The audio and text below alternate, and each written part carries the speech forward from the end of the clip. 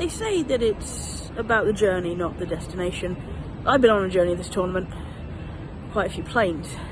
32 teams who came here have been on different journeys, individual journeys, collectively, and as individual players.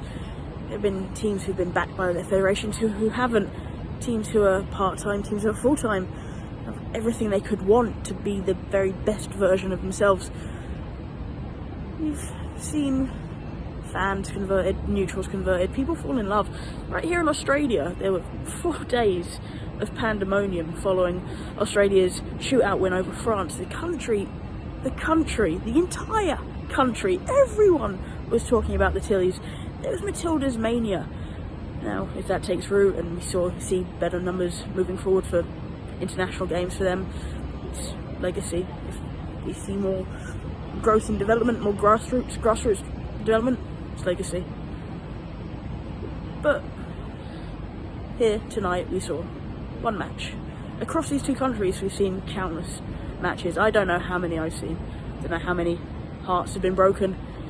You know, it's the same cliches about despair and hope, about falling in love, about all the things that football does to us, the highs and the lows, and it's always so cleanly distilled when it comes to international tournaments like this.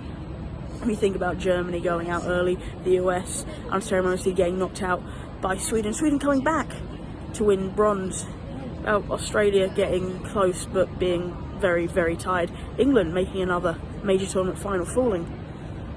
There are stories all over this World Cup, and 4 years ago in France, when television audiences were at their highest ever for women's football and the buzz was its very biggest, we had a moment where we could have kicked on, we could have grown the sport.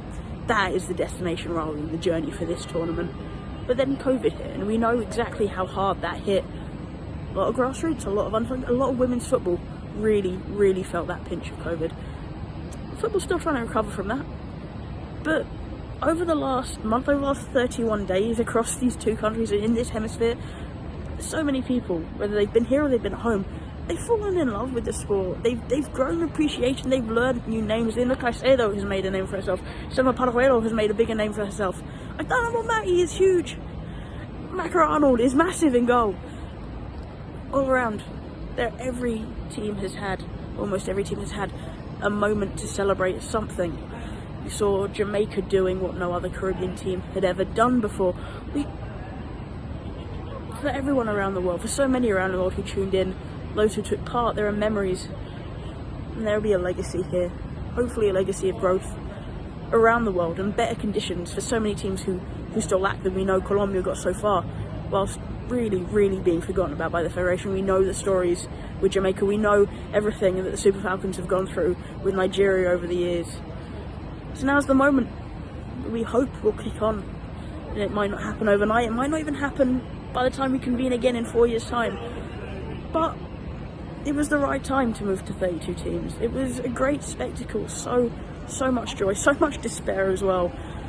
But here tonight in Sydney, there's been one winner from 32, and tomorrow we go back to our normal lives.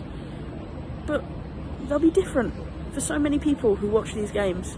They'll be different for those who played in them, especially those who took home some money, life-changing amounts for a lot of these players. They will be different.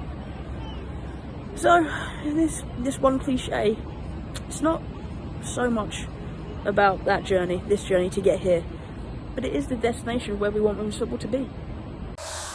Thanks so much for watching ESPN on YouTube, and for more sports highlights and analysis, be sure to download the ESPN app, and for premium content and live streaming, subscribe to ESPN Plus.